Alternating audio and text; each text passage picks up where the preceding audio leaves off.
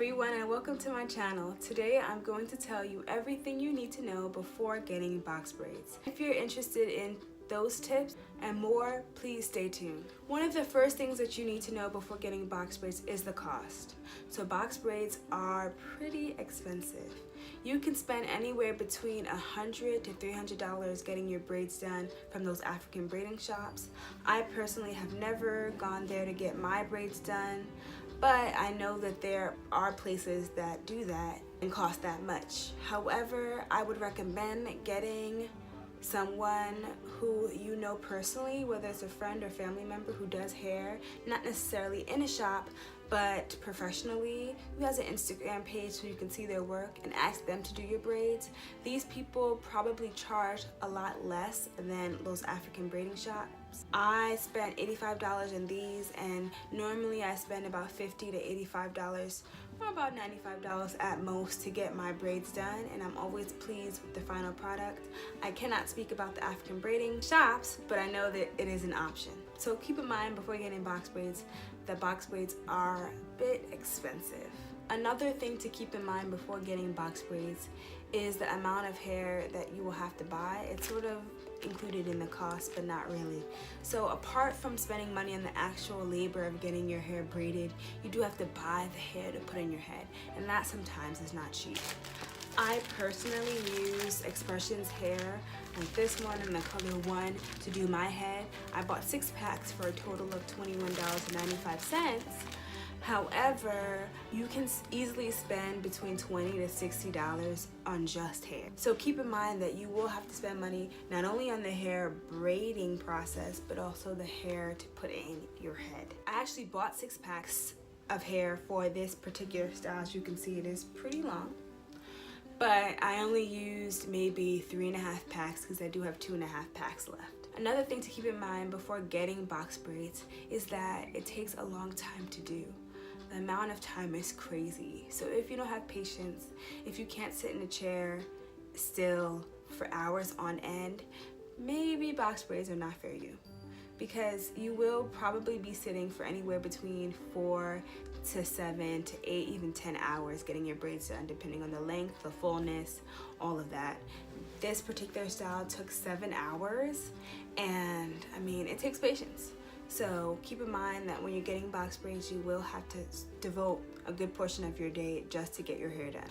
Another thing to keep in mind about getting box braids is the pain or tightness or even the weight of the hair once you put them in. So depending on who braids your hair and how they braid it, you may or may not have this issue, but it's something to note that braids can sometimes be painful.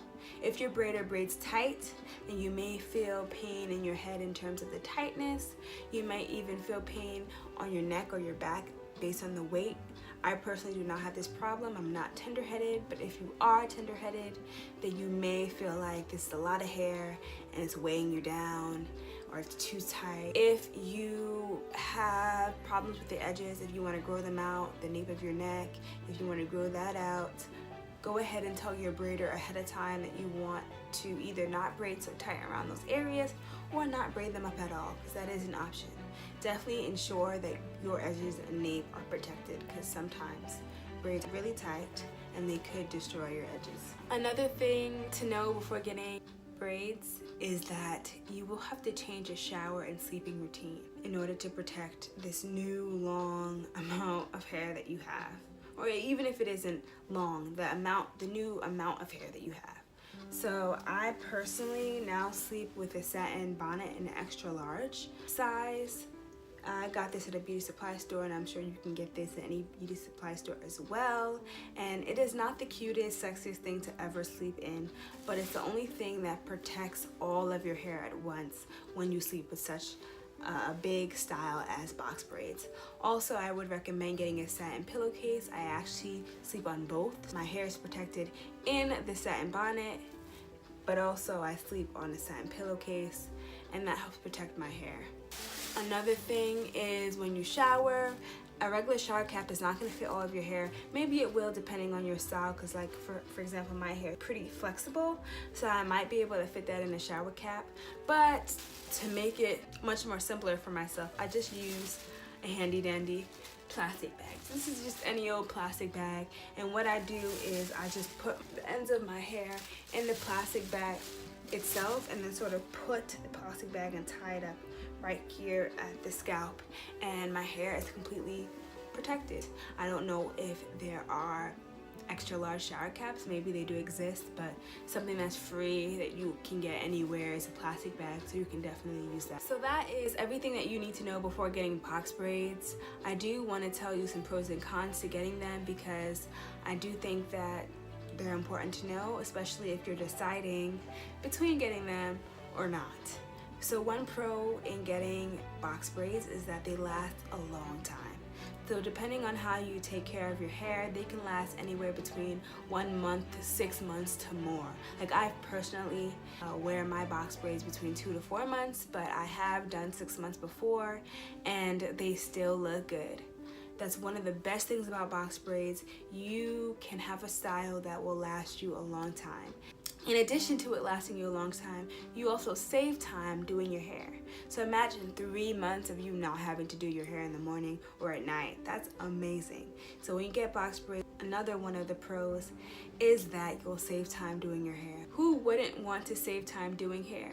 Like that is just one less thing you have to worry about. 2 more pros about getting box braids is that it is overall a cute style, meaning it looks good, but also it is versatile. You can look through videos on YouTube of different ways that people style box braids, but it can be formal, it could be elegant, it could be sporty, it could be casual. You can literally put it in a bun, ponytail, 2 buns, down to the side part. You can do whatever you want and box braids will still look cute. They're very versatile. They fit every occasion, and that's amazing. So if you want a versatile style, something that you can just change and, you know, take it to different events and not be worried about whether or not it's appropriate, definitely get box braids because it is versatile. And then some cons about getting box braids, I sort of already talked about them, but just to reiterate, one of the cons is that it's very expensive. If you think about the hair plus the labor, it can run you a lot of money, and if you don't have that money, box braids may not be the best for you. Another thing to note is without proper care, box braids can look old and dingy after a while. So I don't know if you've ever seen some people who have box braids and they just look, and it just doesn't look good. That is what I mean. Box braids can look old quickly if you don't take care of them. So that's something to know. If you're gonna get box braids but you're not gonna put in the work to make them look nice, you may not want to get them. And that's related to my third con, and that is that when you get box braids, you sometimes get lazy protecting your own hair. If you are not accustomed to oiling your scalp and moisturizing your hair underneath every day when you don't have box braids in, when you have box braids in, you're definitely not gonna do that, because it's very easy to forget that your natural hair needs to be protected and treated when you get a protective style like box braids. So if you are getting box braids, please, please, please don't get lazy and definitely oil your scalp. Your natural hair definitely needs to be moisturized. It will get dry with all the synthetic hair. The last con about getting box braids that I sort of already talked about in the beginning is that they can pull out your hair, your edges, and the nape of your neck. So again, sometimes the edges, the braids and the edges sort of slip down the hair shaft. They sometimes fall out completely.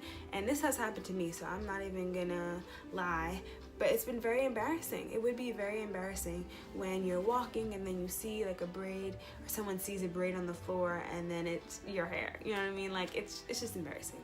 But apart from being embarrassing, it can damage your hair in the sense that once that braid falls out, the natural hair that was braided with it is also on the ground. If you are still in the value decision, I would say go ahead and get box braids. It's a great protective style. It looks cute. I love mine, and I will be doing a styling video with this hair if you are in need of some styling inspiration. Thank you for watching. Please like and subscribe if you are interested in seeing more of my videos. Thank you again for watching. Bye.